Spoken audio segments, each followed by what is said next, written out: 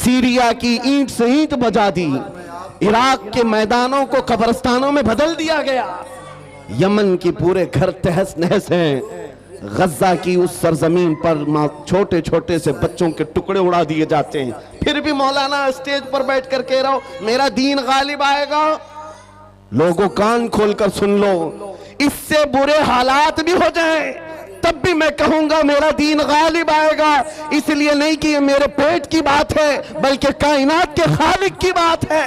सुभान अल्लाह, सुभान अल्लाह। रब्बे जुल जलाल ने फरमाया और ये होकर रहेगा, बेशक दीन गालिब आएगा। इन हालात में लोग ये कहते हैं जब हर तरफ से हम ही मारे जा रहे हैं, हमारे ही टुकड़े हो रहे हैं, सारे जुल्मों का निशाना हम ही है, पूरी दुनिया ने हमको टारगेट नंबर 1 पर रखा हुआ है। इस दौर में आप ऐसी बातें कैसे कर सकते हैं? मेरे अजीजों, आपको मैं इसी डर से निकालना चाहता हूं, इसी खौफ से निकालना चाहता हूं। आपको पता है हम नए अंदाज के ये सारे हालात देखने वाली कौम से ताल्लुक नहीं रखते, हम तो उस कौम से ताल्लुक रखते हैं जहां 14 सदियों से हमारे बड़ों ने हमें करबला की दास्तानें सुनाई। क्या बात है, क्या बात है। हर जमाने में उलमा ने, हमारे माँ बाप ने करबला हमें सुनाया है। करबला सिर्फ मातम करने के लिए नहीं सुनाया जाता, सीना ठोक करके, सीना पीट करके रोने धोने के लिए नहीं सुनाया जाता।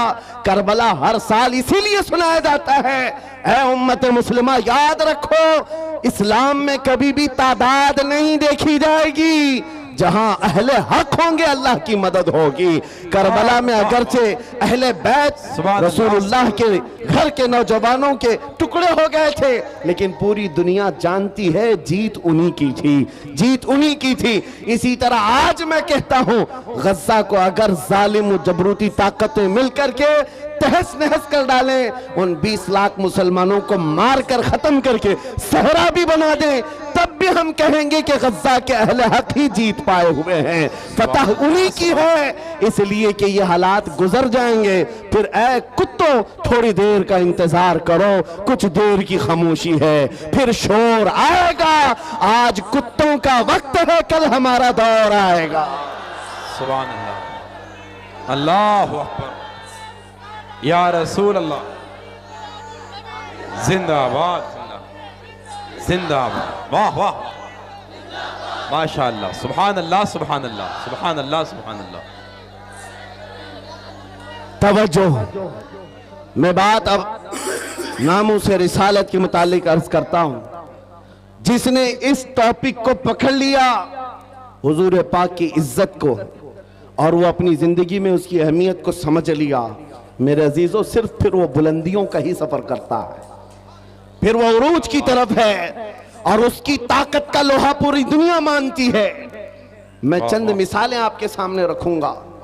जानते हो, खुलफाए राशिदीन में सबकी अपनी फजीलतें हैं, लेकिन खलीफा दुव्वम फारूक आजम सैयदना उमर इब्न खत्ताब रदी अल्लाह ताला अन्हु के जलाल का और उनकी अजमत और हैबत का एक अलग अंदाज था।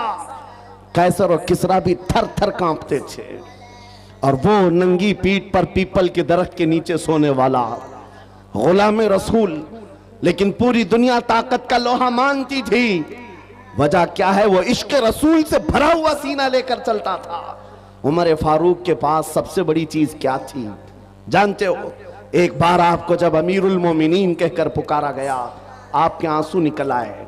लोगों से कहा, ऐ लोगों सुनो, मैं अपनी हैसियत बताता हूं। मेरी हैसियत क्या है? मैं खत्ताब का बेटा उमर हूं। बचपन में मुझसे 2 बकरियां नहीं संभाली जाती, मेरे बाप से मैं रोज मार खाता था। मैं बकरियों को संभाल नहीं पाता, मेरे बाप मुझे रोज मारते थे। खत्ताब का बेटा वो उमर हूं, लेकिन आज इस दौर में 36 लाख स्क्वायर किलोमीटर पर तन्हा उमर की निगरानी है। मिस्र भी, फिलिस्तीन भी, इराक भी, शाम भी, यमन भी, अरब का ये हिजाज और नज्द का इलाका पूरा एक उमर इब्न खत्ताब की निगरानी में चल रहा था, जो इस दौर के तकरीबन 36 लाख स्क्वायर किलोमीटर की बात होती है, तन्हा निगरानी चल रही है। लेकिन उस उमर इब्न खत्ताब ने यह नहीं कहा ये मैंने अपने ताकत के बलबोते तुम पर हुक्मरानी कायम की है, मैं अपने अदल के बलबोते तुम पर इस हुक्मरानी का तख्त बिछाया है। नहीं, लोगों से कहा क्या लोगों, ये जो आज मुझे हैसियत मिली है इसलिए नहीं कि खत्ताब का बेटा उमर हूं, इसलिए कि मोहम्मद अरबी का गुलाम उमर हूं। सुभान अल्लाह, सुभान अल्लाह। अपनी निस्बत जब हुजूर से मजबूत करें, दुनिया उसकी ताकत का लोहा मानती है। नामूस रिसालत की हिफाजत पर जो आए हैं मैदान में, अल्लाह करीम ने उनके बाजुओं को ताकत बख्शी है और कुफ्फार और मुशरिकीन के सीनों में उनका रौब डाल देता है। ये तारीख की सच्चाइयां बताती हैं। आपको पता है सैयदना उमर फारूक रदी अल्लाह तआला अन्हु का ये अजीम खिलाफत का जमाना, उनके मुतालिक जो लिखा गया आज भी मौजूद है। सैकड़ों मील दूर रहने वाले कुफ्फार और मुशरिकीन की फौजें सिर्फ उनके नाम से कांपती थीं, डरती थीं। यही मुंसुर, यही वस्फ में आप कहता हूं कि वो नामों से रिसालत की हिफाजत और इश्क रसूल से भरा हुआ सीना लेकर चलो, ये इस जमाने का नहीं हर जमाने का सबसे बड़ा हथियार है, सबसे बड़ा हथियार है। लोग आज ये कहते हैं, बाज लोग जो मेरे साथ हर जलसे में इन्वेस्टिगेशन करते भी रहते हैं, हर जगह चलते रहते हैं, कई मर्तबा हमारे इलाके में भी आए और वो बार बार हमसे ये इन्वेस्टिगेशन करते हैं, आप चाहते क्या है हिंदुस्तान में, जहां जा रहे हो ये पूरे मजमे को जमा कर रहे हो और जज्बे में और इनको जोश दिलाकर खड़ा कर रहे हो, क्या चाहते हो। उनको शायद ऐसा लगता होगा कि हम कोई बहुत बड़ी ऐसी तंजीम बना रहे हैं जो बम बांध करके कहीं उड़ जाए, उन्हें शायद ऐसा लगता हो, इसीलिए बार बार इस चीज की तलाश में सरगर्दा है। मैं खुल करके बयान करता हूं मेरे अजीजों, खुल करके।